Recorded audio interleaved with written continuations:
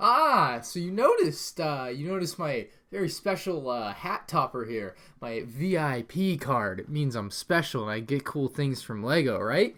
So just because this is like the coolest thing we got with the VIP card, the black VIP card, I decided I would wear it in this video. I thought that would be a cool thing to do. So if I get like 3,000 likes on this video, maybe I'll cut that card up because it's pretty much worthless. So anyway, welcome to Ask MandRproductions. I think it's episode number 56. God, I hope so. If you guys have a question for a future Ask MandRproductions, ask it down below, because by asking a question down below, you're entered to win this Lego Creator Poly Bag. It's a train that I bought at Target. So if you want to win it, comment down below. Anyone can win this one. I'm going to be doing a giveaway with every Ask MandRproductions in the month of December, at least until the one on December 25th. That'll be the last giveaway. So I figured it would be a cool thing to do for like the holiday season if I did a giveaway in every Ask MandRproductions for the month. And this is the smallest of the giveaways. The rest of the giveaways will be bigger. So this is a pretty good start. I think it's a cool holiday train. So if you want to win it, leave a like on the video and comment down below either a joke, a funny comment, a challenge idea, a video idea, or a question like you're supposed to. Anyway, our first question comes from Leafeon Fan 32, and he says, if you could make a Star Wars movie about any side character,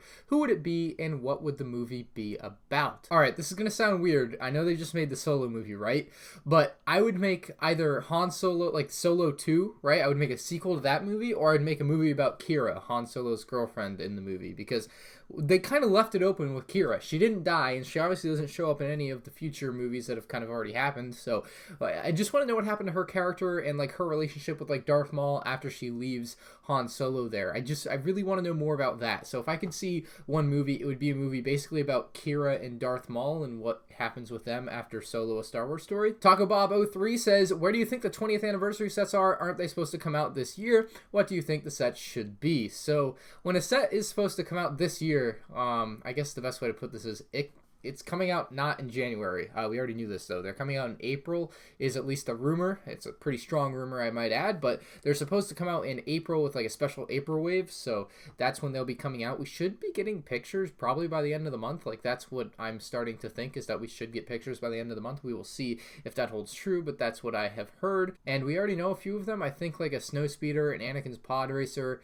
and of course there should be plenty of others. I mean, who knows? I think there's going to be 11 or 13 sets. I can't remember exactly, but there's going to be plenty of sets coming out in April with plenty of cool designs and a bunch of, I think it's mostly like cheaper sets, so that'll be interesting to see what they do for a lot of the cheaper lines. So I can't wait until we get pictures of those or they release in April. Leighton44 says, what did you do with that UCS Superstar shirt you bought a few months ago? It's actually down in my closet right now. I never built it. I don't really have space to put it anywhere, and that's what quite a few sets I have purchased either on eBay, Bricklink, or at Brick Fair, Virginia over the summer have ended up. They just haven't been built. They're sitting around, either be it in the garage or down in my closet there in the Superstar Destroyer's case. So eventually I will get around to building it. It's not really a matter of if I have enough time to build it. It's just a matter of where I can put it once it's built. And right now it has nowhere to go once it's built, so I'm not going to build it because then it's just going to end up on my bed and I got to move it back and forth every day, and that's a pain. So we're going to keep it down in the closet where it belongs. The Master Chief 117 says, I wouldn't pay to see prototype Star Wars sets because I'd be depressed, because one set that was canceled was the Geonosian Arena,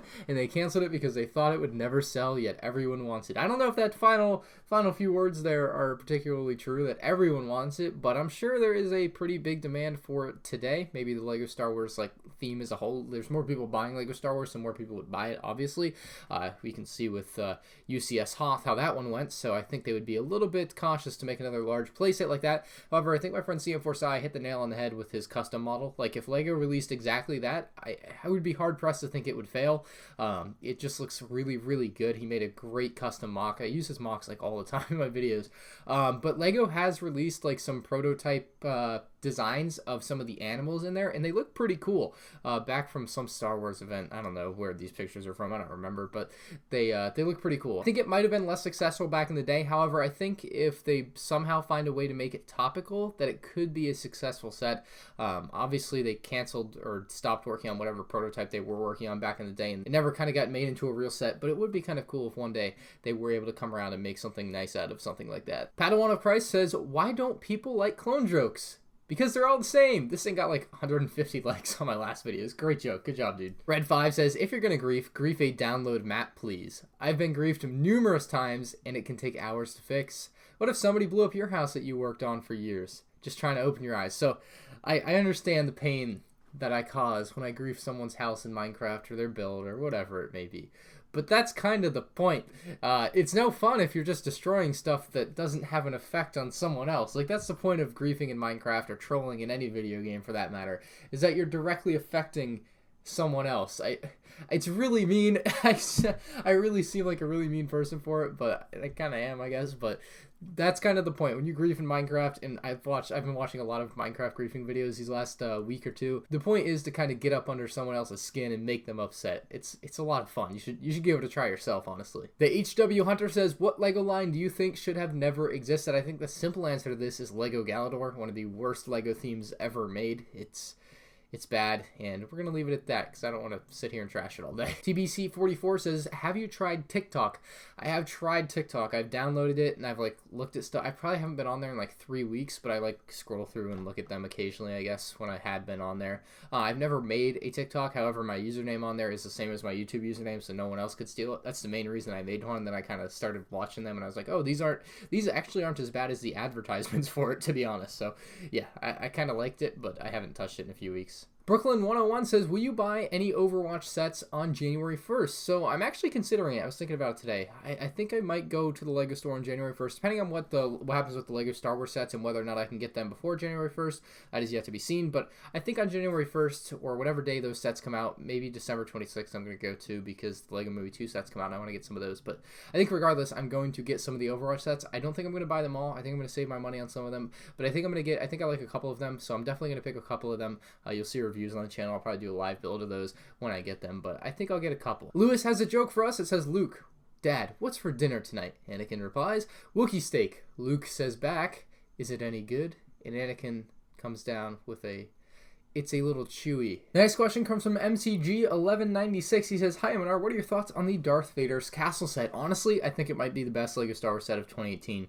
I think that it is an incredible playset and an incredible display set. It's got business in the front and party in the back. I've probably said that 20 times about it now, but I think it's a really fun LEGO set. $130 might seem pricey for 1,060 pieces, and granted, you'll probably be able to get it on sale at some point in the future, but I genuinely feel like the $130 price point is worth it. There were a lot of large pieces in there, so I feel like the price per piece is a little bit deflated, right? It's definitely one of the top 3 sets of 2018 for LEGO Star Wars, and for me right now, I think it's number 1, although I go back and forth on it a million times in my head on whether it's that, the Y-Wing, or some other set. There's plenty of good ones, but anyway, that's a really good play set, really good display set as well if you flip it around, so I think it's one of the best sets of the year. I think you should get it if you're thinking about it. The Jawa Lord says, imagine if for the 20th anniversary of LEGO Star Wars, LEGO held a contest where they released X amount of canceled set photos and had a vote for which of those you liked the most.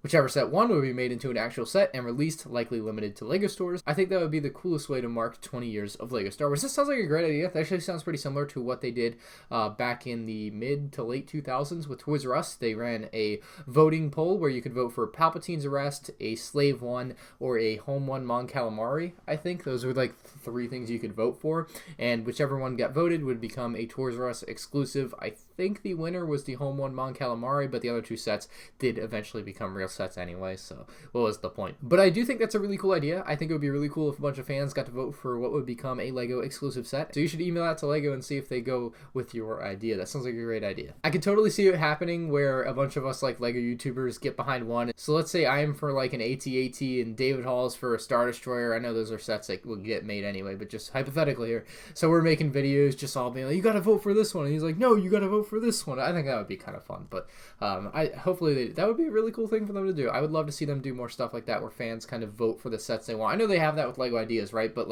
actual sets that they cancel would be a really cool concept, I think. Thomas wants to know if I've ever broken a bone, and I honestly don't know if I answered this before on Asking MandRproductions, but regardless, the only time I've ever broken a bone was when I was with my friend for it was his birthday party, so there were 8 of us there or something, 7, 6. I don't know, there were a few of us there, and we all go indoor skydiving over in Orlando.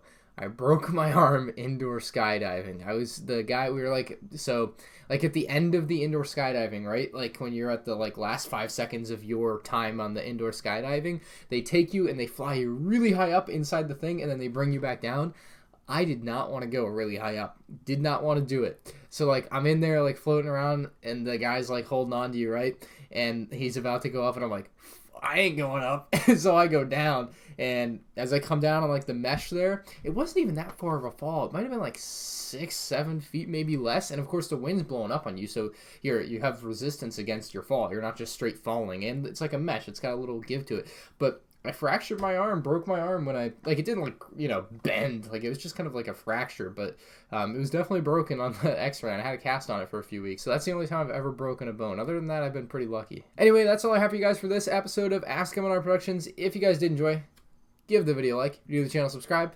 And if you have anything to say, leave in the comment section below. If you have a question for next week, leave in the comment section below. If you want to win this Lego train, leave a comment below. You could win the train. Make sure you like the video too, or else you can't win the train. I don't know if that's true, but we're going to find out.